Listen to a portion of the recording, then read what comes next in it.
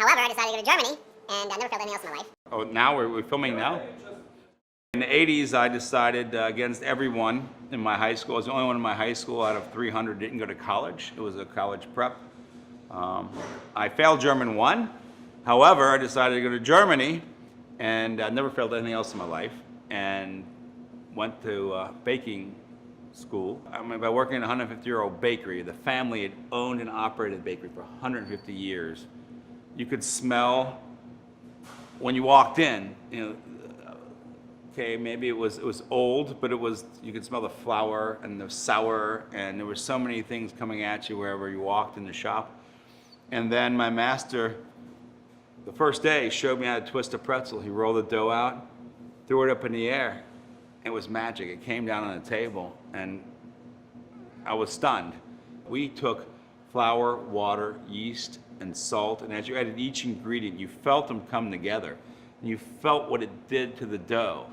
The water obviously wet with the flour, and it was kind of messy, sloppy, and then you put the yeast in and started to activate. It was a little slimy, and then the salt came in, and suddenly you had a combination that came together as a mass. We have an artisan product that's scalable, so we can increase the quality of people's lives by giving them fresh product that couldn't otherwise get, because it's been lost in the United States. Over the years, it's been dominated by cheaper, faster, and less flavor, and now we can bring that back. And I think the US market is wide open for people to enjoy the pretzel that crosses every demographic. Everybody loves a pretzel. We're gonna get pretzels in different markets that people have never tried before. We're gonna get pretzels in people's mouths that don't appreciate the quality of a pretzel, the time it takes to make one. I want people to make it at home. I don't just want to make all the pretzels in the United States. I want everyone to make pretzels. I just want to make the best ones. But I want to raise the expectations of the customer. The difference between American pretzels and the German pretzels, in my opinion, are where you live.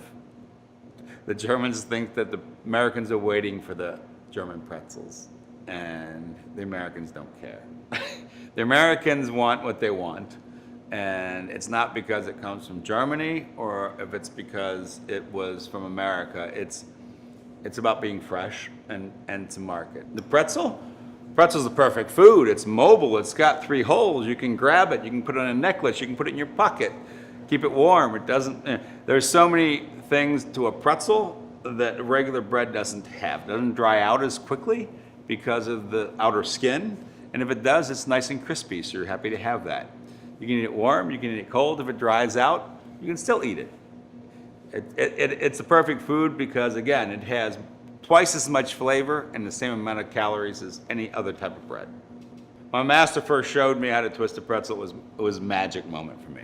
It was taking a strip of dough and creating something special. It was like seeing, again, the sun come up, the dawn. It was a flash. And then years later to see a machine that could replicate that same skill without making the product processed, that was a magic thing. And I saw that was scalable. And again, each machine, like each person twisting a pretzel, I always said, I can tell in my shop who twisted my pretzel because it's like a signature. Even with each sling machine, the pretzel twisters, I know which machine twisted which pretzel. But when I saw that, I realized that an artisan product is now scalable, and now's the time to go to the market. I was asked about Pretzel Baron because I made the name up. It's my bakery, my baby, and now it belongs to Valora. However, my name now has Ditsch on it. So for me, it's like being called to the Champions League. When they changed, actually, we're now called Ditsch USA, and I'm proud of that because I feel like I've been part of the process the entire time with Ditsch. I did my apprenticeship at 18, so for the last 40 years I've been connected with Ditsch. Ditsch may not have known that, but they very much affected my life. And by me building the factory in the United States, I was trying to beat Ditsch to market. And what I really did was that gave them a landing strip. And I welcomed them, and I'm very happy to have them here because I need the guidance. I ran a business for over 40 years but I didn't know how to do business. I know how to bake pretzels. Now we can do it together and we can take over a market. And I can bring them into a country they may not be as familiar with. And I can be as comfortable, make them as comfortable here as they made me in Münster in Germany when I was there with baking the fresh pretzels. So no, I'm very happy to be a part of the family, and I've had no bad thoughts or regrets. I get to be the growth engine, hopefully. I know I will be, because we have the entire United States, and we have nothing but positive results to give Valora. So I want to be the part of the Valora family that's bringing home the brand, because we get to grow. We get the exciting part. My family business could have never kept the equity to grow the business in time for when we needed it to keep the expansion going. So yeah, I'm excited, ready to go. My expectation is to make everyone who's making pretzels in the United States make better pretzels. I still want to make the best, and I want to make the most, but the most important thing now is that they realize that there's a standard to be kept. I want to be the keeper of the standard and to raise expectations and to give better quality, better flavor for the calorie.